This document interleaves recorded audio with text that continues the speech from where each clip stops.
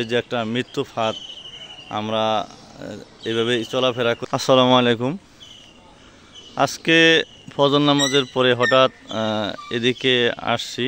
এই যে একটা মৃত্যু ফাঁদ আমরা এইভাবে চলাফেরা করি। গাড়ি ঘোড়ার যে অবস্থা, গাড়ি চলাচল করে আপনারা আসলে দেখতে পাচ্ছেন যে মেন রুটের সাথে একবারে মুন্সিগঞ্জ জেলার শেরজাহান উপজেলার মোস্তফাগঞ্জ মাদ্রাসার রুটে এই খামটা যেভাবে পড়ে আছে আসলেই অ্যাক্সিডেন্ট হওয়ার সম্ভাবনা খুবই বেশি। অনেক দিন ধরে এই রাস্তা এভাবে পড়ে আছে, যে দেখেন খামের যে অবস্থা একবারে মাটির সাথে মিশে আছে গোড়াটা।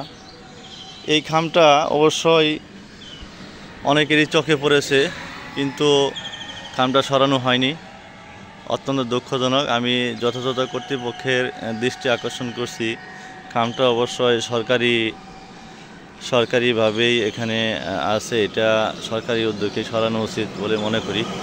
খামটা আসলে হেভি, অনেক ভারী।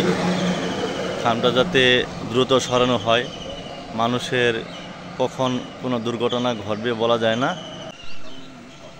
একটা রানিং গাড়ি যদি হঠাৎ করে এদিকে চাপায় দেয়, দেখা যায় যে রানিং গাড়ি হঠাৎ এদিকে যদি চাপাই দেওয়া হয় তাহলে বড় ধরনের কোনো দুর্ঘটনা ঘটতে পারে। একবারে পাকা রুটের সাথেই পিচ ঢালাই রাস্তা, তার সাথেই এই অবস্থা।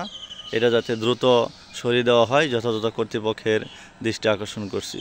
ধন্যবাদ, সকলে ভালো থাকবেন।